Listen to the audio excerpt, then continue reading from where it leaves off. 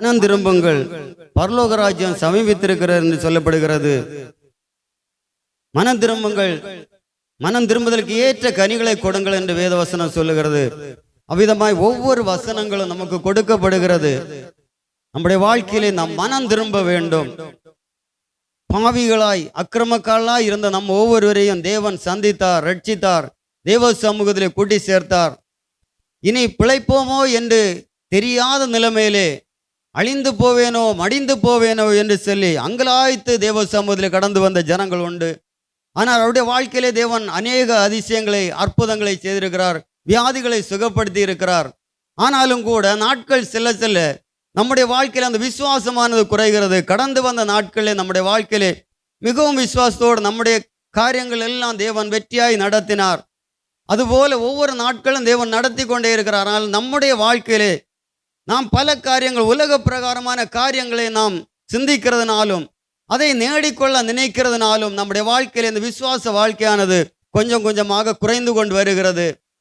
அப்படி வருகிற வேளையில் தான் திரும்ப திரும்ப வேதத்திலே சொல்லப்படுகிறது, உங்களுடைய மனம் திரும்பின வாழ்க்கையை விட்டு நாம் திரும்பி ஒருபோதும் நாம் பின்வாங்கி போகக்கூடாது. அப்படி போவோமானால் நம்முடைய வாழ்க்கையிலே அநேக வேதனைகள் பெருகும் என்று வேதம் சொல்லுகிறது.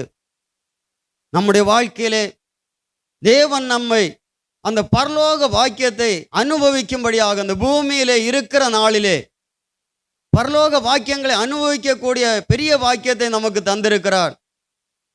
நம்முடைய வாழ்க்கை, அநேகருடைய வாழ்க்கையிலே, ஜெபிக்கிறவருடைய வாழ்க்கையிலே, ஆலய பிரகாரங்களிலே, ஆராதனைகளிலே ஓடி வந்து ஆராதிக்கிற ஜனங்களுடைய வாழ்க்கையிலே, அவருடைய வாழ்க்கையிலே மிக ஒரு வாஞ்சை.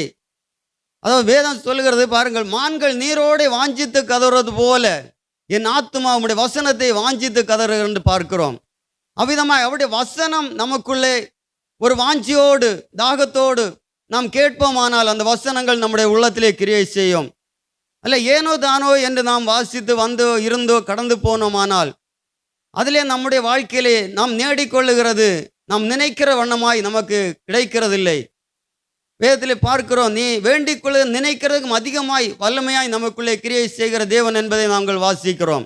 அவ்விதமாய் தேவனுக்கு பிரியமாய் நாம் இருக்கிற வேளையிலே நம்முடைய காரியங்கள், தேவனுடைய காரியங்கள் எதை செய்தாலும் தேவனுடைய நாம மகிமைக்கென்று செய்யுங்கள் என்று வேதம் சொல்லுகிறது. தேவனுடைய நாம மகிமைக்கென்று நாம் எதை செய்கிறோமோ அப்படி அவருடைய காரியத்திற்காக நாம் செய்கிற வேளையிலே நம்முடைய வாழ்க்கையிலே நமக்கு என்ன தேவையோ, நமக்கு என்ன குறைவு இருக்கிறதோ எல்லாவற்றையும் தேவன் நிறைவு செய்கிற தேவனாய் இருக்கிறார். அதை அனுபவித்தவர்கள் அநேகர் அனுபவித்துக் கொண்டிருக்கிறார்கள். அநேகருடைய வாழ்க்கையிலே எவ்வளவு அனுபவித்தாலும் அந்த இஸ்ரவேல் ஜனங்களைப் போல திரும்ப திரும்ப சில காரியங்கள் வரும்போது அவர் முறுமுறுக்கிறவர்களாக, அவரிடத்திலே தேவனிடத்திலே கேள்வி கேட்கிறவர்களாக அநேகர் மாறுகிறார்கள். அப்படியல்ல தேவ ஜனமே, நம்முடைய வாழ்க்கையிலே கஷ்டங்கள், பிரயாசங்கள், நெருக்கங்கள், பாடுகள் வரத்தான் செய்யும். அது வருகிறது நம்முடைய வாழ்க்கையை புதுப்பித்துக் கொள்வதற்காக. அப்படி வருகிற வேளையிலே நாம் ஒன்று கூட தேவனை நோக்கி பார்த்து தேவ சமூகத்திலே, ஏசப்பா என்னிலே என்ன குறைவுண்டப்பா, நாம் மற்றவர்களை நோக்கி பார்க்கிறவர்களாய் அல்ல, நம்முடைய வாழ்க்கையிலே நமக்கு நெருக்கங்கள் வருகிற வேளையிலே, நமக்கு வியாதிகள் வருகிற வேளையிலே, ஏசப்பா உம்முடைய பாதை விட்டு நான் பின்வாங்கி போனேனோ, அல்லை விட்டால் உமக்கு பிரியமில்லாத காரியம் என்னுடைய வாழ்க்கையிலே நடக்கிறதோ என்பதை நாம் ஒரு விசை சிந்தித்து பார்ப்போமானால் பரிசுத்த தேவன் அந்த இடத்துல பேசுவார். என்னை கேட்கிற அருமையான தேவ ஜனமே, நம்முடைய வாழ்க்கையிலே நாம் மற்றவர்களுடைய காரியங்களுக்காக அல்ல, நம்முடைய காரியங்களை முதலாவதாக தேவனுடைய சமூகத்திலே நான் தேவனுக்கு பிரியமாய் இருக்கிறேனா என்பதை நாம் ஒரு விசை சிந்தித்து நாம் பார்க்க கடனாளிகளாய் இருக்கிறோம். நம்முடைய வாழ்க்கையில் நாம் எல்லா காரியங்களையும் செய்கிறோம், உண்மைதான், இல்லை என்று சொல்லவில்லை. ஆனால் உலக பிரகாரமான அநேகருடைய வாழ்க்கையில பாருங்கள், ஜெபிக்கிற வேளையிலே கூட நான் யாரையும் குறை சொல்லுகிறேன் என்று நினைக்காதிருங்கள். ஏனென்று சொன்ன வேதம் சொல்லுகிறது, எல்லாருக்கும் எல்லாருடைய வாழ்க்கையிலும் நாம் நிறைவாய் இருக்க நமக்கு முடியாது. ஆனால் வாழ்க்கையிலே தேவனை ஆராதிக்கிற ஜனங்கள் மிகவும், அதாவது உள்ளுக்குள்ளே ஒரு சமாதானம், ஒரு சந்தோஷம், தேவ ஆவியானவர் இருப்பாரானால் ஆராதனைக்கு கடந்து வருகிற பயங்கரமான ஒரு உற்சாகம் உண்டாகும். அது கடந்து வருகிற ஜனங்களுக்கு அது தெரியும், உள்ளத்திலே மிகுந்த ஒரு சந்தோஷம் உண்டு, சமாதானம் உண்டு, தேவனுடைய வசனங்களை கேட்கிறதானே என்று வாழ்க்கையில் ஒரு பிரத்தியாசை உண்டு, தேவன் என்னை முடிபரியந்த நடத்த வல்லமை உள்ளவர் என்பதை உணர்ந்து கடந்து வருவார்கள். அநேகருடைய வாழ்க்கையிலே ஏனோ தானோ என்று கடந்து வருவார்கள். அப்படி அல்ல. நம்முடைய தேவ சமூகத்தில் நாம் வருகிறது, தேவனை ஆராதிக்கும்படியாக கடந்து வருகிற தேவ ஜனங்கள் மிகவும் ஒரு வாஞ்சியோடு கடந்து வர வேண்டும். தேவன் இந்த நாளிலே என்னோடு பேச வேண்டும். அவர் என்னுடைய வாழ்க்கையில் இருக்கிற குறைகளை, அல்லாவிட்டால் என்னுடைய வாழ்க்கையில் தேவைகள் இந்த நாளிலே வேத வசனங்கள் மூலமாக பரிசுத்த ஆவியானவர் என்னோடு பேச வேண்டும். ஒரு வாஞ்சியோடு கூட, ஒரு தாகத்தோடு கூட கடந்து வருவோமானால், பாடுகிற வேலையானாலும் சரி, ஜெபிக்கிற வேலையானாலும் சரி, நாம் யாரிடத்திலும் எதுவும் சொல்ல தேவையில்லை. அது அந்தந்த பிரகாரமாகவே அந்தந்த நேரங்களிலே பரிசுத்த தேவ ஆவியானவர் அவர்களை தூண்டுவார். அவர்கள் உட்காருவார்கள், ஜெபிக்கிற வேளையில் முழங்கால் படியிடுவார்கள். அது தேவனுடைய சமூகத்திலே அது மிகவும் ஒரு வாஞ்சை. அதன் உள்ளத்தின் நிறைவு வாய் பேசும் என்று வேதம் சொல்லுகிறது. உள்ளத்திலே நிறைவு இருக்குமானால் எந்த காரியத்திலும் நாம் கேட்பதற்கு முன்பதாகவே, நாம் சொல்வதற்கு முன்பதாகவே அந்த காரியத்திலே நாம் செய்ய வேண்டும் என்ற ஒரு மன வாஞ்சை நமக்கு உண்டாகும். அது வேதத்திலே நாம் சொல்லப்பட்டிருக்கிறது. அது வேதம் சொல்லுகிறது பாருங்கள். மத்தேயுவிலே 3வது அதிகாரத்திலே 2வது வசனம், மனம் திரும்புங்கள், பரலோக ராஜ்யம் சமீபித்திருக்கிறது என்று பிரசங்கம் பண்ண. மனம் திரும்ப வேண்டும். நம்முடைய வாழ்க்கையிலே நாம் வருகிறது போல, என்றும் வருகிறது போல இருந்து கடந்து போனால் நம்முடைய வாழ்க்கையிலே தேவன் கிரியைகளை செய்வதற்கு முடியாது. நம்முடைய உள்ளம், நம்முடைய உள்ளான மனுஷன் பரிசுத்தமாக வேண்டும். நாளுக்கு நாள் பரிசுத்தமாக்க வேண்டும். நாளுக்கு நாள் அவன் புதிதாக்கப்பட வேண்டும். அப்படியானால் நாம் தேவ சமூகத்தில் வரும்போதெல்லாம் அவரை துதிக்கிறவர்களாய், அவரை ஸ்தோத்திரிக்கலாய், அவரை மகிமைப்படுத்துகிறாய்.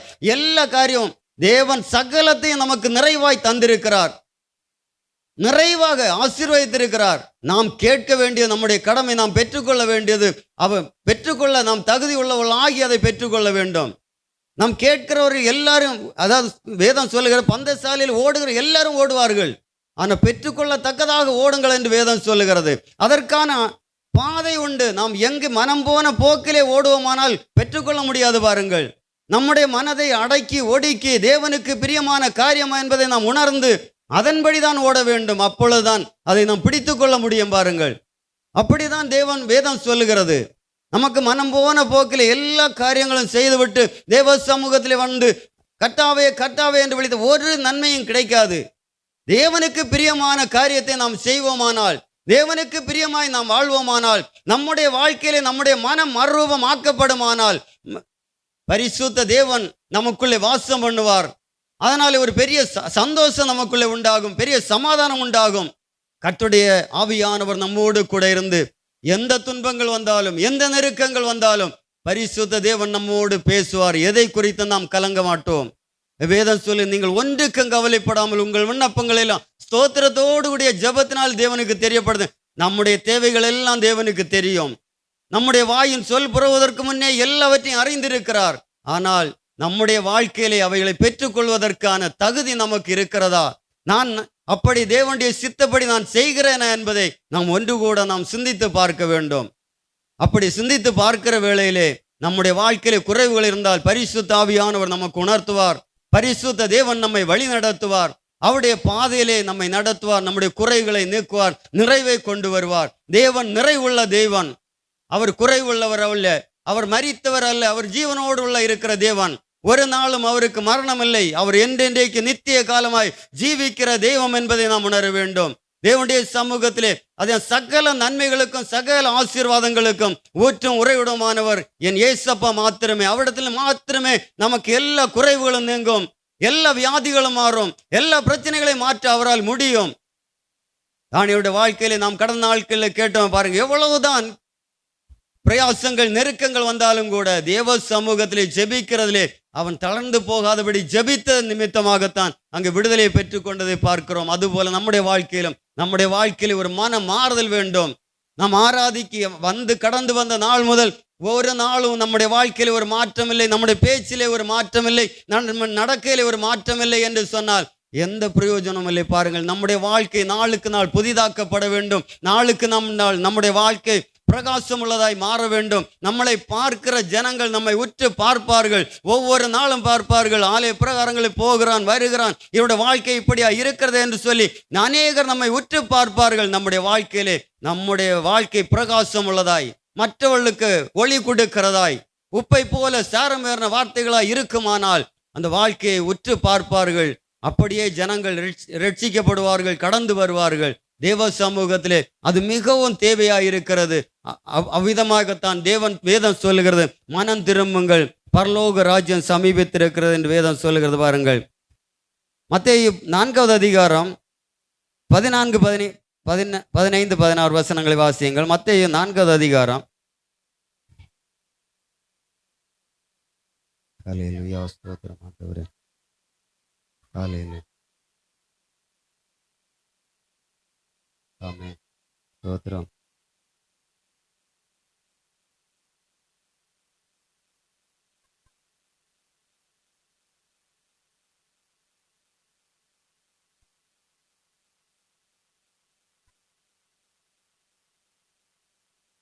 பாருங்கள், இருளில் இருக்கிற ஜனங்கள், நாம் ஒரு காலத்தில் இருளுக்குள்ளே தான் இருந்தோம், பிசாசின் அடிமைத்தனத்துக்குள்ளே தான் இருந்தோம், உலக வழிபாடுகளுக்குள்ளே தான் இருந்தோம். ஆனால் தேவன் நம்மை பிரித்து எடுத்து தேவ சமூகத்தில் கொண்டு வந்து நிறுத்தி இவ்வளவாய் நம்முடைய வாழ்க்கையிலே நன்மையான காரியங்களை செய்கிற வேளையிலே திரும்பவும் திரும்பவும் நம்ம இருளின் வாழ்க்கையே செய்து கொண்டிருந்தால் நமக்கு எந்த பிரயோஜனம் இல்லை. தேவன் நம்மை ரட்சித்ததினாலோ அவர் இருளிலிருந்து நம்மை எடுத்து வெளிச்சத்தின் பிள்ளைகளாய் மாற்றினதுனாலோ நமக்கும் பிரயோஜனம் இல்லை, தேவனுக்கும் பிரயோஜனம் இல்லை. ஆனால் வேதம் இருக்கிற இருளில் இருக்கிற ஜனங்கள் பெரிய வெளிச்சத்தை கண்டார்கள், இருளில் திசைகளில் இருந்தவர்களுக்கு வெளிச்சம் உதித்தது என்று சொல்லி நம்முடைய வாழ்க்கை அது பிரகாசமாகிக் கொண்டே இருக்க வேண்டும். நாளுக்கு நாள் நம்முடைய வாழ்க்கை பிரகாசமாக மாறிக்கொண்டே வர வேண்டும்.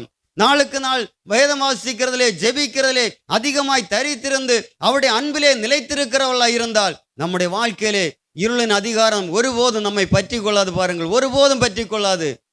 நமக்கு வருகிற நெருக்கங்களை பார்க்கும்போது எப்படிதான் நடக்கும், எப்படிதான் இந்த இடத்தை விட்டு கடந்து போவோம் என்று நினைப்போம். ஆனால் அதிசயமாய் அற்புதமாய் அந்த இடத்திலிருந்து தேவன் நம்மை கடந்து போகும்படியான வழி வாசலை கர்த்தர் திறந்து தருகிறவர்.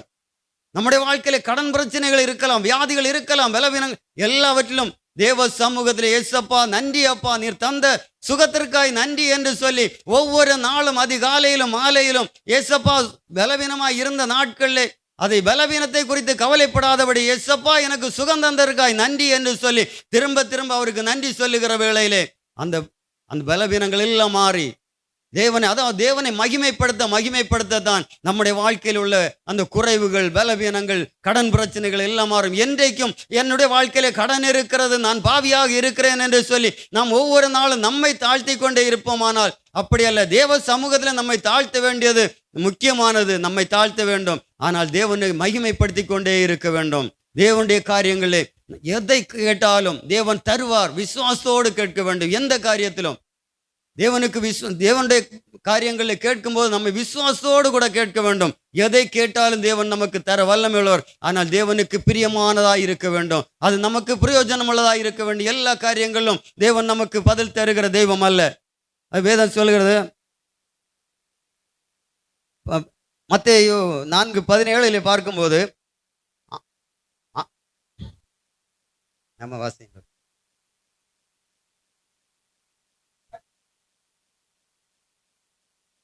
இது பழைய ஏற்பாட்டிலே எத்தனையோ இடங்களில் சொல்லப்பட்டது. ஆனால் இயேசு கிறிஸ்து இந்த பூமியிலே பிறந்த போது அவர் திரும்ப ஊழியத்திற்கு என்று கடந்து வருகிற வேளையிலே பார்க்கிறோம். அது முதல் இயேசு மனம் திரும்புங்கள், பரலோக ராஜ்யம் சமீபித்திருக்கிறது என்று பிரசங்கித்தார். பரலோக ராஜ்யம் நமக்கு சமீபமாக இருக்கிறது. இந்த பூமியிலே அந்த பரலோக பாக்கியத்துக்குரிய எல்லா நன்மைகளையும் நாம் பெற்று வாழலாம். அநேகருடைய வாழ்க்கையில நாம் கேட்கும்போது மிகவும் சந்தோஷமாக இருப்பார்கள். நாம் நெருங்கி அவருடைய காரியங்களை கேட்கிற வேளையில தான் தெரியும் அவருடைய காரியங்கள் என்னென்ன என்பதை. அவருடைய மனம் குமரிக்கொண்டே சொல்லுவார்கள். ஆனால் இருதயத்திலே அந்த நிறைவில்லாதபடி ஏதோ அங்கலாய்த்து கொண்டு பேசுவார்கள். அப்படி அல்ல. தேவன் நமக்கு உள்ளத்திலே ஒரு நிறைவை தர வேண்டும். உள்ளத்தின் நிறைவு வாயின் வழியாக மற்றவர்களுக்கு நாம் பேசுகிற வேளையிலே அவள் ஆசீர்வாதமாய் அது மாறும். அவருடைய வாழ்க்கையில் ஒரு பிரகாசம் உள்ளதாய் மாறும். அவரை துதிக்கிறதுனாலே, அவரை வேண்டிக் கொள்ளுகிறதுனாலே, அவருடைய வசனங்களை வாசிக்கிறதுனாலே நம்முடைய வாழ்க்கையில் ஒரு பெருத்த சந்தோஷம் உண்டாகும் என்பதை நாம் அறிந்து கொள்ள முடியும். அதனாலே அந்த ஜனங்கள் மனம் திரும்புவார்கள். மார்க்கு 1:15 சொல்லுகிறது, காலம் நிறைவேறிற்று, தேவனுடைய ராஜ்யம் சமீபமாயிற்று, மனம் திரும்பி சுவிசேஷத்தை விசுவாசியுங்கள் என்றார். காலம் நிறைவேறிற்று. இது காலம், கடைசியான காலம். இப்பொழுது அன்பு என்பது யாருடைய வாழ்க்கையிலும், நான் எந்த இடத்துல போனாலும் ஒருவருக்கொருவர் சொல்லுகிறது என்றால் இரவு வேளையினாலும் சரி, பகல் வேளையினாலும் சரி, நம்முடைய வீட்டுக்கு முன்பதாக ஒரு பெரிய சவுண்டு கேட்டாலோ, ஒரு சத்தம் போட்டாலோ, ஒரு மனுஷர் கூட அப்புறம் இப்பறம் திரும்பி பார்க்கறதில்லை. அவ்வளவாய் தன்னுடைய காரியம் என்னோடு நிற்கட்டும் என்று சொல்லி அநேக இடங்களிலே, நாங்கள் போகிற இடங்களிலே அதைத்தான் சொல்வார்கள். அவ்வளவாய் நம்முடைய காரியம் மட்டும், நம்முடைய காரியத்தை மட்டும் பார்த்தால் போதும் என்று ஒவ்வொரு குடும்பங்களாக அப்படியே ஒதுங்கி கொண்டிருக்கிற நாட்களாக இருக்கிறது. நமக்கு அப்படி அல்ல. தேவஜனமே, நம்முடைய வாழ்க்கையிலே எந்த காரியத்திலும் நாம் தேவனுடைய காரியத்தை போல தேவன் நன்மை செய்கிறவர்களாக, அந்த இடங்களிலே போய் கவனிக்கிறவர்களாக, பார்க்கிறவர்களாக, அப்படிப்பட்ட காரியம் அதான் நன்மை செய்யும் போதுதான் மற்ற இடத்திலே பக்கத்தில் இருக்கிறவர்களிடத்திலே சந்தோஷமாய் சமாதானமாய் இருக்கிற வேளையிலே தான் ஏதாவது ஒரு சவுண்டு கேட்டாலும் கூட சரி அங்கே என்ன கேட்கிறதே என்று சொல்லி கடந்து வருவார்கள். நமக்கு தாமே ஒதுங்கி ஒதுங்கி இருப்போமானால் எந்த காரியத்திலும் யாரும் கடந்து வர மாட்டார்கள். பாருங்கள், அது வேதம் சொல்லுகிற பாருங்க, காலம் நிறைவேறிட்டு தேவனுடைய ராஜ்யம் சமீபமாயிற்று, மனம் திரும்பி சுவிசேஷ விசுவாசிங்கள். இந்த சுவிசேஷம் நமக்குள்ள இருக்குமானால் நாம் எல்லாரிடத்திலும் அன்பு செலுத்தக்கூடிய ஒரு பெரிய பெருந்தன்மை நமக்கு உண்டாகும். யார் அநேகருடைய வாழ்க்கையில நாம் அடிக்கிற காற்றுகள்லாம் வலை கட்ட முடியாது. அநேகர் பல காரியங்களை சொல்வார்கள். நாம் எதற்கும் செவி கொடுக்க கூடாது. நாம் சொல்லாததையும் சொல்லுவார்கள். இன்னும் கூடி நாம் ஒரு இடத்துல பேசிக்கொண்டிருந்தால் கூட பாருங்கள், நாம் பேசிக்கொண்டிருந்தால் அந்த அடுத்து அந்த கொஞ்சம் கழியும் போது அந்த ஆள் இன்னொரு இடத்துல நம்மோடு பேசின காரியத்தை 2-3 கூட சேர்த்து அந்த இன்னொரு இடத்துல சொல்லி அதை ஒரு பெரிய அது இடையூறாகத்தான் அது மனுஷர்கள் பேசுகிறார்கள். நாம் எல்லா காரியத்திலும் ஞானத்தை தேவன் தந்திருக்கிறார். எந்த காரியத்திலும் நாம் மற்றவர்களுக்காக ஜெபிக்கிறதோ, நன்மையான காரியங்களை செய்கிறதோ இல்லாமல் தீமையான எந்த காரியத்தையும் நாம் பேசக்கூடாது. அதன் காலம் இது கடைசி காலமாயிருக்கிறது.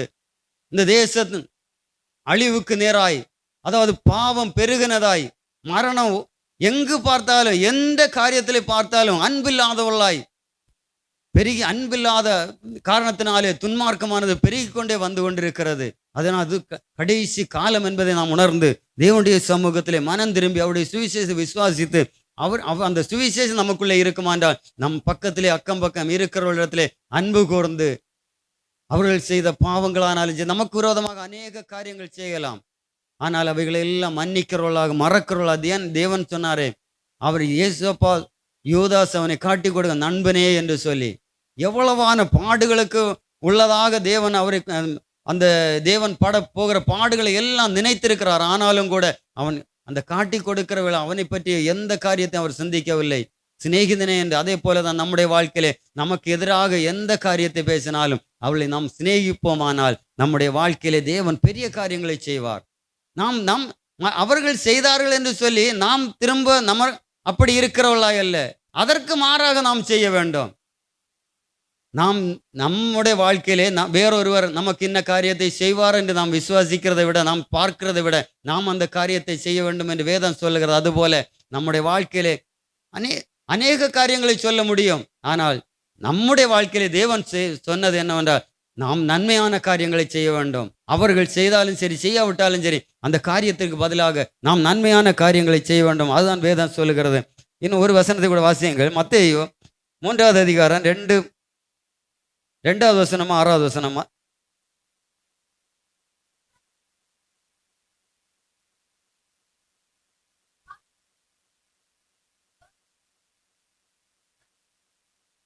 பாருங்கள், அவர்கள் தங்கள் பாவங்களை அறிக்கையிட்டு, நம்முடைய வாழ்க்கையிலே அநேகருடைய வாழ்க்கையிலே நாம் பாவம் இல்லை என்று நினைக்கிறோம். தேவன் சொன்னார், தேவன் ஒருவர் தவிர மற்றுள்ள எல்லாரும் பாவிகள் தான். ஆனால் தேவன் நம்மை பரிசுத்தமாக்கி இருக்கிறார். நாம் பரிசுத்தவான்களை தேவனுடைய வசனத்தினாலே நாம் பரிசுத்தவான்கள் ஆக்கி இருக்கிறார். ராஜாக்களாய் வச்சிருக்கிறார். நீதிமான்களாய் நடத்தி கொண்டே இருக்கிறார். அதை நாம் நினைக்க வேண்டும். நாம் மற்ற மாதிரி நம் தேவ சமூகத்திலே நாம் பரிசுத்தவான் என்று நாம் சொல்லிக் கொள்வதற்கல்ல, நம்முடைய உள்ளத்திலே இருக்க வேண்டும். தேவன் நம்மை பரிசுத்தமாக்கி நடத்தி இருக்கிறார். நாம் கடந்து போகிற பாதையிலே பரிசுத்தமாய் போக வேண்டும் என்பதை நாம் உணர்ந்து அந்த பாதையிலே நடந்து போக வேண்டும். அதுதான் சொல்லப்படுகிறது. தங்கள் பாவங்களை அறிக்கையிட்டு யோர்தான் நதியினால் அவரால் ஞானஸ்நானம் பெற்றார்கள். அப்போஸ்தலர் எழுதின நிருபம் 2வது அதிகாரம் 37-38 வசனங்களை வாசியுங்கள். அப்போஸ்தலர் 2.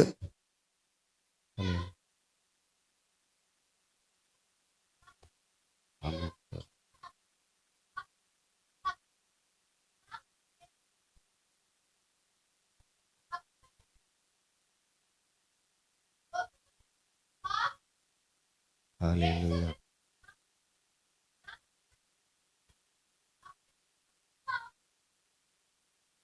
ஆமென். ஸ்தோத்திரம். வேதம் சொல்லுகிற பாருங்கள், ஆகையால் நீங்கள் ஸ்தோத்திரம் ஸ்தோத்திரம் ஸ்தோத்திரம். இதை அவர்கள் கேட்டபோது இருதயத்திலே குத்தப்பட்டவர்களாகி பேதுருவையும் மற்ற அப்போஸ்தலரையும் பார்த்து, சகோதரரே, நாங்கள் என்ன செய்ய வேண்டும்? நம்முடைய வாழ்க்கையில மனம் திரும்புவதற்கான ஒரு வாய்ப்பு கொடுக்கப்படுகிறது. அவருடைய சுவிசேஷம் நமக்கு கேட்கிற வேளையிலே நாம் மனம் திரும்ப வேண்டும், அந்த பாவ மன்னிப்பை பெற்றுக்கொள்ள வேண்டும். இருதயத்திலே அந்த வசனங்கள் நமக்கு நேராய் பேசும். பாருங்கள், தேவனுடைய வசனம் அது ஜீவன் உள்ளது. அது நம்மோடு பேசுகிற வசனம். தேவன் ஆவியானவர் நம்மோடு பேசிக்கொண்டே இருப்பார். மனம் திரும்ப வேண்டிய நாட்களிலே மனம் திரும்பும்படியாய், அதன் மூலமாக நாம் ஞானஸ்தானம் எடுத்துக்கொள்ளும்படியாய், அதனாலே நாம் பரிசுத்தமாக்கப்படும் போது பரிசுத்த தேவன் நமக்குள்ளதாக வந்து நம் வாசம் பண்ணுவார். அதாவது தேவன் நாம் அவரிலே நிலைத்திருந்தால் அவர் நமக்குள்ளே நிலைத்திருப்பார். ஒரு திராட்சை செடியானது அது அவர் திராட்சை செடியாக இருக்கிறோம், நம் கொடிகளாக இருக்கிறோம். அவரில் பற்றி இருப்போமானால் நாம் மிகுந்த கனிகளை கொடுப்போம். அவரை விட்டு விடுவோமானால் எரியுண்ட கொடியைப் போல உலர்ந்து போவோம் என்று வேதம் சொல்கிறது. பாருங்கள், அவ்விதமாயல்ல. தேவனோடு நாம் தேவனை நம்பின நாம் ஒருபோதும் தேவனை விட்டு விலகுகளாயல்ல. நாளுக்கு நாள் அவரை பற்றி கொண்டு, தேவன் என்னை ஆசீர்வதிக்க போதுமானவர், நன்மை செய்கிறதற்கு போதுமானவர், இல்லாத உண்டு பண்ண வல்லமை உள்ளவர் என்பதை எல்லாம் நாம் நினைத்து தேவனுக்கு மகிமையான ஒரு சாட்சியாக இருக்கிற வேளையிலே தேவன் நம்மை ஒவ்வொரு நாளும் வழி நடத்தி கொண்டே வருவார். அது 41வது வசனத்தை வாசியுங்கள்.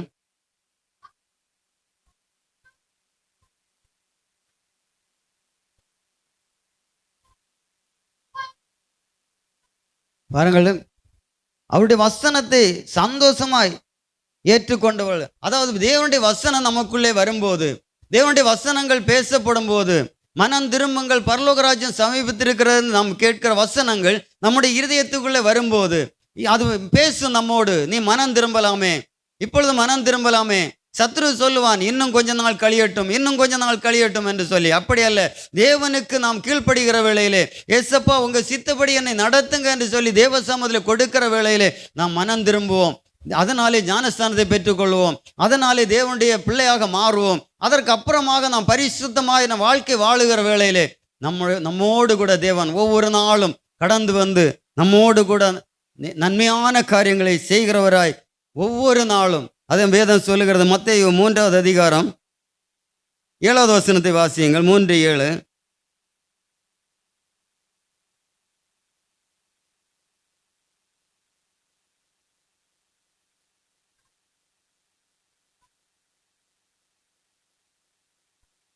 பாருங்க, அங்கே வசனத்தை கேட்ட உடனே அங்கே ஞானஸ்தானம் எடுக்கும்படியாக ஜனங்கள் கடந்து வருகிறார்கள். அப்பொழுது கேட்க, பரிசேரும் சதுசேர் அநேகர் தன்னிடத்தில் ஞானஸ்தானம் பெறும்படி வருகிறதை கண்டு, விரியன் பாம்பு குட்டிகளை வரும் கோபத்துக்கு தப்பித்துக்கொள்ள உங்களுக்கு வகை காட்டினவன் யார்?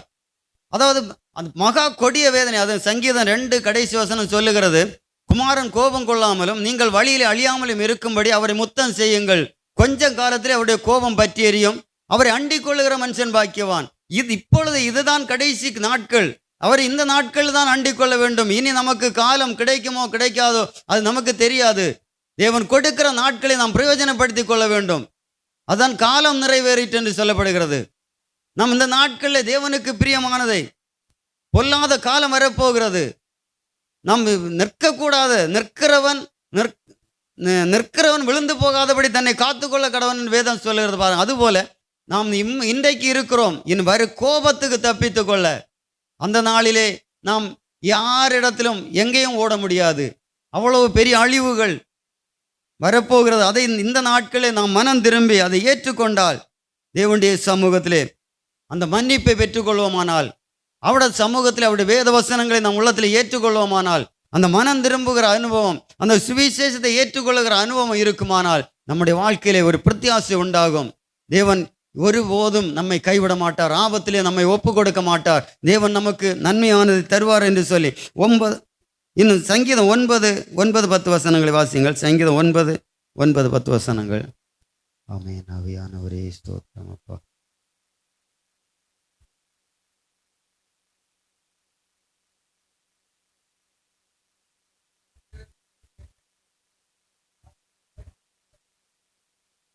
பாருங்கள், சிறுமைப்பட்டவர்களுக்கு கர்த்தர் அடைக்கலமானவர்.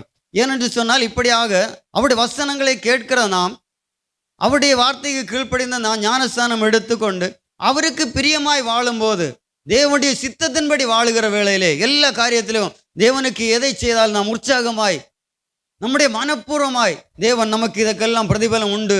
தேவனை ஆராதிக்கிறதுனாலே நாம் எந்த வேலை செய்தாலும் இந்த சமயங்களில் வெளியே எங்கே என்ன வேலை செய்தாலும் அதற்கான கூலிகள் அந்தந்த நாட்களில் கிடைக்கும்.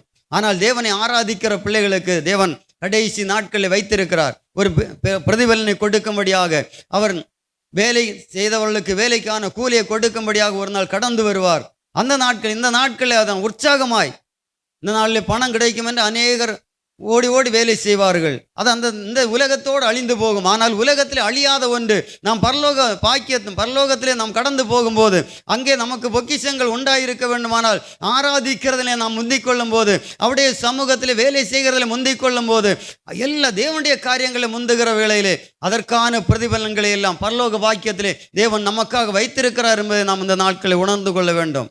அதுதான் உலக பிரகாரமாக நாம் ஜீவிக்க வேண்டிய எல்லா காரியத்துக்கும் நாம் வேலை செய்கிறோம். எல்லா காரியத்திற்கான பணங்கள் கிடைக்கிறது, எல்லாம் செலவழிந்து போகும். ஆனால் பரலோக பாக்கியத்தை பெற வேண்டுமானால் மனம் திரும்பி தேவனுக்கு பிரியமான காரியங்களை செய்து, தேவனுக்கு சித்தமான காரியங்களை செய்து அவருக்கு பிரியமாய் வாழும்போது அந்த பரலோகத்திலே நமக்காக பொக்கிஷங்களை தேவன் சேர்த்து வைக்கிற தேவன். அது கடைசி நாட்களில் நமக்கு பிரதிபலமாக தேவன் கொடுக்கிற தேவனாய் இருக்கிறார். அவ்விதமாய் தேவன் ஒவ்வொரு காரியங்களும் நம்மை நடத்தி கொண்டே இருக்கிற பாருங்கள். இன்னும் லூக்கா எழுதின சுவிசேஷம் 3வது அதிகாரம் 7-8 வசனங்களை வாசியுங்கள். லூக்கா 3:7-8. ஆமென். ஸ்தோத்திரம் அப்பா, ஸ்தோத்திரம். லூக்கா 3:7-8 வசனங்கள்.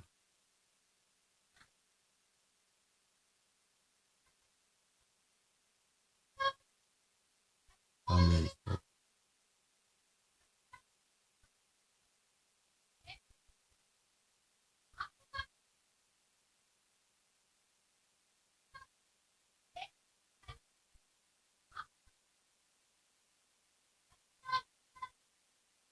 ஆமென். இங்கு மனம் திரும்புவதற்கு ஏற்ற கனிகளை கொடுங்கள். நம்முடைய வாழ்க்கையிலே மனம் திரும்புவதற்கு ஏற்ற கனி உள்ளவர்களாய், நம்முடைய வாழ்க்கையிலே தாழ்மை உள்ளவர்களாய், பொறுமை உள்ளவர்களாய், ஆவியின் கனிகள் சொல்லப்படுகிறது. எல்லாவற்றிலும் நீடிய பொறுமையாக இருந்து ஆவியின் கனிகளை நாம் பெற்றுக்கொள்ள வேண்டும். அது வேதம் சொல்லுகிறது, மனம் திரும்புவதற்கு ஏற்ற கனிகளை கொடுங்கள். நம்முடைய வாழ்க்கையிலே நமக்கு உலக பிரகாரமாக அநேக காரியங்கள் இன்றைக்கு எங்கே பார்த்தாலும் பாருங்கள், அநேகரை சொல்லுவார்கள், என்னுடைய வாழ்க்கையில் நான் கடந்து போனேன், என்னுடைய வாழ்க்கையிலே அந்த பாஸ்டர் எனக்காக ஜெபித்தார்கள், என்னுடைய வாழ்க்கையில பெரிய ஒரு விடுதலை உண்டாயிற்று, பெரிய அற்புதமான காரியங்கள் என்னுடைய வாழ்க்கையில நடந்தது என்று சொல்லி. அப்படியானால் நம்முடைய வாழ்க்கையில அப்படியெல்லாம் நடக்கும்போது நம்முடைய தேசத்தில் எல்லா மனுஷனுடைய கஷ்டங்கள் பிரயாசங்கள் எல்லாவற்றையும் அவர்கள் மாற்ற முடியுமே, எல்லாருடைய வியாதிகளை மாற்ற முடியுமே? அப்படியல்ல. தேவன் ஒவ்வொருவருக்கும் தேவன் கொடுக்கிற சுகம், தேவன் கொடுக்கிற பலன் எந்த பாஸ்டராலையோ எந்த மனுஷனாலேயோ யாரையும் பரலோகத்துக்கு தள்ளிவிட முடியாது. எந்த காரியத்திலும் ஒரு மாற்றத்தை கொண்டு வர முடியாது. வியாதியிலே மருத்துவர்கள் கூட கைவிடலாம், இனி இவன் பிழைக்க மாட்டான் என்று சொல்லி தள்ளி விடுவார். ஆனால் தேவன் சுகம் கொடுக்கிற தெய்வம். கடன் பிரச்சனையினாலே இனி வாழவே முடியாது என்று நினைக்கிறோம், ஆனால் தேவன் அதில் விடுதலை தருவார். விசுவாசம் உள்ளவர்களாய் தேவ சமூகத்தில் ஜெபித்தால், அல்ல நாம் பாஸ்டரையோ நம்ம மனுஷனையோ நம்புவோமானால் நம்முடைய வாழ்க்கையிலே அது மகா உபத்திரவம், மகா கேடுமாய் வரும். அதன் இங்கே சொல்லுகிறது, ஆபிரகாமுக்கு நமக்கு தகப்பன் என்று சொல்லிக் கொள்ளாதீர்கள் என்று வேதம் சொல்லுகிறது. நம்முடைய வாழ்க்கையிலே தேவனையே நோக்கி பார்க்க வேண்டும். இன்னும் அநேகருடைய வாழ்க்கையில் பாருங்கள், வேதம் வாசிக்க மாட்டார்கள், ஜெபிக்க மாட்டார்கள். ஒவ்வொரு நிமிஷமும் தேவ சமூகத்திலே கடந்து வருகிற வேளையிலெல்லாம் நான் பாவி என்றே சொல்லி கொண்டிருப்பார்கள். அப்படி அல்ல.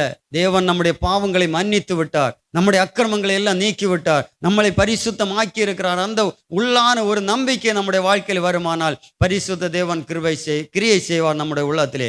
அல்ல மட்டும் எப்பொழுதும் நான் பாவி என்று சொல்லி கொண்டிருப்போமானால் எந்த நேரத்திலும் அதை விட்டு நாம் முன்னாலே வர முடியாது. பாருங்கள், பாவங்களை விட்டு அறிக்கை செய்து விட்டு விட வேண்டும். அப்பொழுதுதான் தேவனிடத்திலிருந்து இரக்கத்தை பெற முடியும். அவ்விதமாகத்தான் வேதம் சொல்லுகிறது. நாம் அந்த இரக்கத்தை பெற்றுக்கொள்ளத்தக்கதாக நாம் தேவ சமூகத்திலே அறிக்கையிட்டவர்களாக இருக்க வேண்டும். நம்முடைய பாவங்களை அறிக்கையிட்டு விட்டு தேவனுடைய சமூகத்திலே பரிபூர்ணமான அந்த நம்பிக்கையை பெற்றுக்கொள்ளத்தக்கதாக அந்த விசுவாசத்தோடு கூட அவருடைய சமூகத்திலே கேட்க வேண்டும். அல்லேலூயா, அல்லேலூயா, அல்லேலூயா, ஸ்தோத்திரம். ஒரு வசனத்தை கூட வாசிக்கலாம். நம்முடைய வாழ்க்கையிலே தேவன் செய்த நன்மைகளை நினைத்து ஒருபோதும், தேவன் அநேக காரியங்கள் நம்முடைய வாழ்க்கையிலே தேவன் செய்ய நினைத்தது ஒருபோதும் தடைபடாது என்று வாசிக்கிறோம். லூக்கா எழுதின சுவிசேஷம் 9வது அதிகாரம் 3வது அதிகாரம் 9-10 வசனங்கள். லூக்கா 3:9-10 வசனங்களை வாசியுங்கள். அல்லேலூயா, ஸ்தோத்திரம்.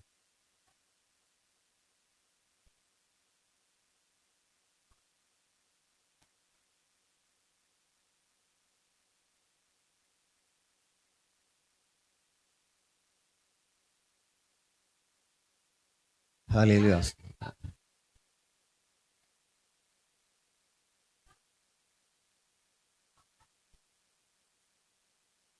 போதும் பாருங்க. இப்பொழுது நம்முடைய வாழ்க்கையிலே நாம் நன்மை செய்தால் நமக்கு தீமை வருவதில்லை. நன்மை செய்கிறவன் தீமை செய்கிறவனுடைய பாதப்படியிலே பாவம் படுத்திருக்கும் என்று வேதம் சொல்லுகிறது. ஆனால் நாம் நன்மை செய்வோமானால் அந்த காரியங்கள் எல்லாம் தேவன் நம்மை விட்டு மாற்றுவார். நாம் நன்மை செய்கிறவர்களாக இருந்தால் நம்ம எந்த காரியத்திலும் நாம் பயந்து போக வேண்டிய தேவையில்லை. அது நல்ல மனுஷன் நல்ல இருதயமாகிய நல்ல பொக்கிஷத்திலிருந்து நல்லவைகளை எடுத்து காட்டுகிறான். பொல்லாத மனுஷனோ தன் இருதயமாகிய பொக்கிஷத்திலிருந்து பொல்லாதவைகளை எடுத்து காட்டுகிறான். இருதயத்தின் நிறைவுதான் வாய் பேசும். நம்முடைய இருதயம் ஒரு நிறைவுள்ளதாய் தேவன் நோக்கி பார்த்த, தேவனோடு கடந்து வந்த, தேவன் ஊழியம் செய்த நாட்களை அவருடைய சமூகத்தில் வந்த ஒவ்வொருவரும் விடுதலையாக்கப்பட்டார்கள். ஒவ்வொருவரும் நன்மைகளை பெற்றுக்கொண்டார்கள். எல்லாருடைய வாழ்க்கையிலும் சமாதானத்தை கொடுத்தார், சந்தோஷத்தை கொடுத்தார். அதுவும் வேதம் யோவானில் சொல்லப்படும் போது சொல்ல, நீயோ சுகமானாய், இனி அதிக கேடான ஒன்றும் உனக்கு வராதபடி இனி பாவம் செய்யாதே என்று சொல்லப்படுகிறது.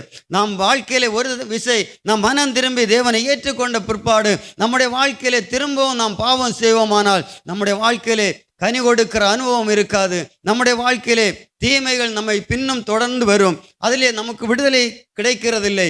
ஆனால் தேவ சமூகத்திலே நன்மையானவைகளை அதை மனம் திரும்பி கர்த்தருக்கென்று வாழத்தக்கதாக ஒவ்வொரு நாளும் தேவனுக்கு பிரியமான காரியங்களை நான் செய்யத்தக்கதாக நம்மை தேவ சமூகத்தில் ஒப்பு கொடுக்கிற வேளையிலே தேவன் நம்மோடு கூட இருந்து சகல காரியங்களிலும் நாம் பேசுகிற வார்த்தைகளானாலும் சரி, நாம் மற்ற இடத்துல வேலை செய்கிற இடங்களானாலும் சரி, எந்த இடத்திலும் நம்மை பார்க்கிறவர்களுக்கு முன்பதாக நாம் ஒரு களங்கமற்றவர்களாக, பரிசுத்தம் உள்ளவர்களாக, தேவனுக்கு பிரியமானவர்களாக அந்த இடத்துல நம்மை பார்த்து கேட்கிறவர்களாக அநேகர் மாறுவார்கள். உங்களுடைய வாழ்க்கையில் இவ்வளவு மாற்றங்கள் இருக்கிறதே, என்ன காரியம் என்று கேட்பார்கள்.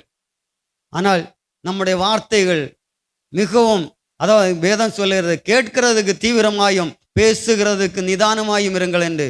இந்த அநேக காரியங்களே கேட்கிறதை விட பேசுகிறதுக்கு தீவிரமாய் இருப்பார்கள். ஒரு சிறு தவறு நம்முடைய வாழ்க்கையில காணப்பட்டாலும் கூட ஆவேசப்பட்டு பேசுகிறதை பார்க்கிறோம். அப்படி அல்ல. தேவனுடைய சமூகத்திலே தேவன் நமக்குள்ளே வாசம் பண்ணுவாரானால் அந்த காரியங்கள் எல்லாம் மிகவும் தெளிவாக அதை பேசுகிறதற்கு நாம் ஞானத்தோடு பயப்பட்டு அவ்விதமாய் தேவனுடைய காரியங்களிலே நாம் முந்திக் கொள்வோம். தேவன் தாம் இந்த வார்த்தைகளால் நம்மை ஆசீர்வதிப்பாராக. நாம் ஜெபிப்போம். நாளை தினத்திலும் ஜெபம் உண்டு, கடந்து வாருங்கள். தேவ சமூகத்திலே நாம் ஜெபிப்போம். தேவனிடத்தில் நன்மைகளை பெற்றுக்கொள்வோம். எல்லோரும் கேட்ட வார்த்தைகளை உணர்ந்து நாம் தேவ சமூகத்திலே முழங்கால்களை மடக்கி நாம் ஜெபிப்போம். எல்லோரும் முழங்கால்களை மடக்கி ஜெபிப்போம். புதிகளின் மத்தியில் வாசம் செய்கிறவரே, சர்வ வல்லமை உள்ளவரே, அதிகாரம் உள்ளவரே, இந்த இரவு நேரத்திற்காக நாங்களும் எனக்கு நன்றி செலுத்துகிற ஆண்டவரே. அப்பா, ஒரு பாவி மனம் திரும்புகிற பொழுது பரலோகத்திலே சந்தோஷம் உண்டாக்கப்பட்டிருக்கிறது என்று வேதம் சொல்லுகிறது. ஹல்லேலூயா. எல்லோரும் வாய்களை திறங்க. தகப்பனே உமக்கு நன்றி. வாலிப பிள்ளைகள் வாய்களை திறந்து செபிப்போம். தகப்பனே, அந்த ரட்சிப்பின் சந்தோஷத்தை எனக்கு தர வேண்டும் என்று சொல்லி வாலிப பிள்ளைகள் வாய்களை திறந்து செபிங்க. வேதம் சொல்லுகிறது, மனம் திரும்பாமல் போனால் எல்லோரும் கெட்டு போவார்கள் என்று வேதம் சொல்லுகிறது. ஒருவன் மனம் திரும்பாமல் போனால் அவன் கெட்டு போவான் என்று வேதம் சொல்லுகிறது. ஹல்லேலூயா. தகப்பனே, இந்த நாளிலும் கூட இந்த நேரத்திலே மனம் திரும்புதலை குறித்து ஆண்டவரே ஸ்தோத்திரம், பாவத்திலிருந்து விடுதலையாக்கப்படுகிறதை குறித்து ஆவியானவர் எங்களோடு நேர் பேசி கொண்டிருந்த மேலான கிருபைகளுக்காக எங்கள் இருதயத்தின் ஆழத்திலிருந்து நாங்கள் உமக்கு நன்றி செலுத்துகிற ஆண்டவரே. வாலிபனே, உன் வாலிப பிராயத்திலே உன் சிருஷ்டிகரை நினை என்று வேதம் சொல்லுகிறதே. தீங்கு நாட்கள் உனக்கு வராததற்கு முன்னும் என்று வேதம் சொல்லுகிறது. அப்படியானால் வாழ்க்கையிலே தீங்கு நாட்கள் வரும். ஒரு வாலிபனுடைய வாழ்க்கையிலே தன்னுடைய மனசும் மாம்சம் விரும்புகிற பெருப்படி ஒருவன் வாழ்வான். ஆனால் அவனுடைய வாழ்க்கை நரகத்திற்கு நேராக, அழிவுக்கு நேராக அவன் வைக்கப்பட்டிருக்கிறான் என்று வேதம் சொல்லுகிறது. ஆகவே தான் வேதம் சொல்லுகிறது, மனம் திரும்பாமல் போனால் எல்லாவரும் கெட்டு போவார்கள் என்று வாலிப பிள்ளைகள் வாய்களை திறந்து செபிப்போம். அப்பா, என்னை ரட்சிங்க ஆண்டவரே. இந்த வாலிப நாட்களிலே இந்த மகத்துவமான ரட்சிப்பை, இந்த ஆழமான ரட்சிப்பை, இந்த மகிமையான ரட்சிப்பை தேவன் எங்களுக்கு தர வேண்டும் என்று சொல்லி தேவனுடைய பிள்ளைகள், ரட்சிக்கப்படாத பிள்ளைகள் ஆண்டுடைய சமூகத்தில் ஜெபிங்க. கேட்கிறவர்கள் பெற்றுக்கொள்ளுகிறார்கள் என்று வேதம் சொல்லுகிறது. கேட்கிற எவனும் பெற்றுக்கொள்ளுகிறான் என்று வேதம் சொல்லுகிறது.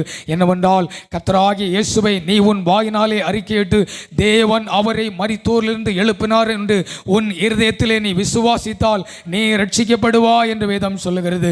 ஹல்லேலூயா, ஸ்தோத்திரம். ரட்சிப்பு உண்டாக இருதயத்திலே விசுவாசிக்கப்படும், வாயினாலே அறிக்கை பண்ணப்படும் என்று வேதம் சொல்லுகிறது. ஆகவே அன்பு தேவனுடைய பிள்ளைகளே, யார் யார் நாம் மனம் திரும்பாமல் இருப்போமானால் இந்த நாட்கள் இது கடைசி நாட்கள். இனி நமக்கு நாட்கள் கொடுக்கப்படுகிறதில்லை. இயேசு கிறிஸ்துவனுடைய வருகை அது அதிசீக்கிரமாக இருக்கிறது என்று வேதம் சொல்லுகிறது. காலங்களும் காலத்தினுடைய கிரியைகளை நாம் பார்க்கிற பொழுது தேவன் சீக்கிரமாய் நம்முடைய வாசலுக்கு நேராய் அவர் வந்திருக்கிறார் என்று வேதம் அறிவிக்கிறது. ஹல்லேலூயா, ஸ்தோத்தரிக்கிறப்பா. ஆண்டவரே, இந்த இரவு நேரத்திற்காக உம்மை நன்றியோடு துதிக்கிறப்பா. வாலிப பிள்ளைகளுக்காக நாங்கள் செபிக்கிற ஆண்டவரே, மனம் திரும்பாத உம்முடைய பிள்ளைகளுக்காக நாங்கள் செபிக்கிற ஆண்டவரே. ஹல்லேலூயா தகப்பனே, எல்லாவரும் மனம் திரும்ப வேண்டும் என்று என் தேவன் நீடிய பொறுமையாக இருக்கிறேன் என்று வேதம் சொல்லுகிறது. அப்பா ஆண்டவரே, ஒருவேளை அநேகர் சொல்லுகிறார்கள், ஆண்டவரே தேவனுடைய வருகை இருக்கும் என்று நீங்கள் பல ஆண்டுகளாகவே பிரசங்கித்து வருகிறீர்களே. ஆனால் வேதம் சொல்லுகிறது, தேவன் எதை குறித்து தாமதமாக இருக்கிறார், எல்லாவரும் மனம் திரும்ப வேண்டும் என்று தேவன் நீடிய பொறுமையாக இருக்கிறார் என்று வேதம் சொல்லுகிறது. பா ஆண்டவரே, வாலிப பிள்ளைகள் மனம் திரும்ப வேண்டும் என்று தேவன் நீடிய பொறுமையாக இருக்கிறீர் ஆண்டவரே. ஹல்லேலூயா, உம்மை துதிக்கிறப்பா. இந்த நல்ல வார்த்தைகளுக்காக உமக்கு நன்றி ஆண்டவரே. எல்லாவரும் மனம் திரும்ப வேண்டும் என்று என் தேவன் விரும்புகிற அந்த வார்த்தைகளுக்காக உமக்கு நன்றி செலுத்துகிற ஆண்டவரே. ஹல்லேலூயா, துதிக்கிறோம் அப்பா, துதிக்கிறோம் ஆண்டவரே. அனிதின வாழ்க்கையிலே தகப்பனே, மனம் போன போக்கிலே வாழாதபடிக்கு ஆண்டவரே, அந்த இரட்சகராகி உம்மை பிடித்து கொண்டு அந்த ரட்சிப்பை சுதந்திரித்து கொண்டு ஆண்டவரே, உம்முடைய நீதியும் சமாதானமான வாழ்க்கை வாழ்ந்து அந்த நித்திய ராஜ்யத்தை சுதந்திரித்து கொள்ள உம்முடைய பிள்ளைகளுக்கு ஆவியானவர் இரக்கம் செய்ய வேண்டுமாக நாங்கள் செபிக்கிறப்பா. இந்த இரவு நேரத்தில் எங்களை தாழ்த்துகிற ஆண்டவரே, உம்முடைய வார்த்தைகளை கேட்டு உம்முடைய பிள்ளைகளுடைய இருதயத்திலே இந்த வார்த்தைகளை அவர்கள் தியானிக்கத்தக்கதாக, சத்ருவானவன் அவருடைய இருதயத்திலிருந்து இந்த வார்த்தைகளை பறக்காதபடிக்கு, பொறுக்கிக் கொள்ளாதபடி ஆவியானவர் கிருபை செய்ய வேண்டுமாக நாங்கள் செபிக்கிறப்பா. ஆண்டவரே, ஒருவரும் தேவ சமூகத்திலே நான் உம்முடைய வார்த்தைகளை குறித்து அறியவில்லை என்று சொல்ல முடியாது ஆண்டவரே. அப்பா, அந்த நாளிலே ஆவியானவர் வெளிப்படையாக பத்திரிகைகள் மூலமாக, தொலைக்காட்சிகள் மூலமாக, சபை ஊழியங்கள் மூலமாய் ஆவியானவர் ஒவ்வொருடைய இருதயத்திலும் பேசிக் கொண்டிருக்கிறார். ஹல்லேலூயா, ஏதோ வாசற்படியிலே நின்று தட்டுகிறேன் என்று ஆண்டவருடைய வார்த்தை நமக்கு நேராக சொல்லப்படுகிறது. ஒவ்வொரு நாளும் இந்த ஹல்லேலூயா, இந்த மனம் திரும்புதலின் வார்த்தை தேசம் எங்கிலும் பிரசங்கிக்கப்பட்டு வருகிறது ஆண்டவரே. இந்த வார்த்தைகள் உம்முடைய பிள்ளைகளை மனம் திரும்ப பண்ண ஆண்டவரே. உம்முடைய வார்த்தைகளின் சத்தம் இந்த தேசம் எங்கிலும் நிறைந்திருக்கிறதப்பா. அவர் ஒவ்வொருவரும் தங்களை தாழ்த்தட்டும் ஆண்டவரே. தங்களுடைய இருதயத்திலே ஆண்டவரே, தங்கள் மாம்சத்தை அவர்கள் எண்ணி அப்படியாய் தங்கள் மனம் போன போக்கிலே வாழாதபடி உம்முடைய பிள்ளைகள் மனம் திரும்ப கர்த்தர் உதவி செய்யுங்கப்பா. ஒவ்வொருவரையும் கருத்தில் இடுங்கப்பா. ரட்சிக்கப்பட்ட தேவனுடைய பிள்ளைகள் இன்னும் ஒன்று கூட உம்மையிலே பலனடையட்டும் ஆண்டவரே. ரட்சிக்கப்பட்டோம் என்று சொல்லி மௌனமாயிராதபடிக்கு ஆண்டவரே, அப்பா உம்மை சார்ந்து உம்மோடு வாழ்ந்து அந்த நித்திய ராஜ்யத்தை பெருமளவும் ஆண்டவரே உமக்குள்ளே தங்களை புதிதாக்கி கொண்டு ஆண்டவரே, புதிதும் ஜீவனுமான வாழ்க்கையிலே உம்முடைய ஆவியோடு அவர்கள் ஆவி இணைக்கப்பட்டு உம்மிலே வளரத்தக்கதாக தேவன் ஒவ்வொருவருக்கு இரக்கம் செய்ய வேண்டுமாக நாங்கள் செபிக்கிறோம். இந்த இரவு நேரத்தில் எங்களை தாழ்த்துகிறோம். ஒரு விசை கூட அப்பா, வாலிப பிள்ளைகளுக்காக செபிக்கிறோம். வாலிபனே, உன் வாலிப பிராயத்துடன் சிருஷ்டிகிற நினை என்று வேதம் சொல்லுகிறது அப்பா. ஒவ்வொருவரும் நாங்கள் நினைக்கத்தக்கதாக, வாலிப பிள்ளைகளுமை நினைக்கத்தக்கதாக, அந்த ரட்சிப்பை சுதந்திரித்துக் கொள்ளத்தக்கதாக ஆவியானவர் கிருபை செய்யுங்க ஆண்டவரே. பெரிய காரியங்களை செய்யுங்க. ஒவ்வொருவரையும் உடைய கருத்துளை ஒப்புக் கொடுக்கிறோம். இந்த வெள்ளியில் ஆண்டவரே, நாங்கள் பிரிந்து சொல்லும் போது பிரியாத நேசர் எங்கள் ஒவ்வொருவரோடும் கூட இருந்து எங்களை வழிநடத்தி செல்லுங்க சுவாமி. தாழ்த்தி உம்முடைய கரங்களை தருகிறோம். இயேசு கிறிஸ்துவின் நல்ல நாமத்தில் தாழ்மையுடன் செபிக்கிறோம் எங்கள் ஜீவனுள்ள நல்ல பிதாவே, ஆமென், ஆமென். பரிசுத்தாமத்தை சோதரி, என் ஆத்துமாவே கர்த்தரை சோதரி, அவர் செய்த சகல உபகாரங்களையும் மறவாதே. ஆமேன். கர்த்தரும் இரட்சகருமாகிய இயேசு கிறிஸ்துவின் கிருபையும் பிதாவாகி தேவனுடைய அன்பும் பரிசுத்தாவியானுடைய ஐக்கியமும் இன்றும் என்று சதா காலங்களிலும் நம் அனைவரோடும் சகல பரிசுத்தோடும் தங்கியிருப்பதாக. ஆமேன். வல்லமை உண்டு உண்டு, அற்புத வல்லமை இயேசுவின் இரத்தத்தால் வல்லமை உண்டு உண்டு அற்புத வல்லமை. இயேசு கிறிஸ்துவின் இரத்தத்தினால் வல்லமை உண்டு உண்டு அற்புத வல்லமை. இயேசுவின் இரத்தத்தால் வல்லமை உண்டு உண்டு அற்புத வல்லமை. இயேசு கிறிஸ்துவின் இரத்தத்தினால். அல்லேலூயா அல்லேலூயா அல்லேலூயா. சோத்திரம். கர்த்தர் நம்மை ஆசீர்வதிப்பாராக. ஆமேன் ஆமேன் ஆமேன்.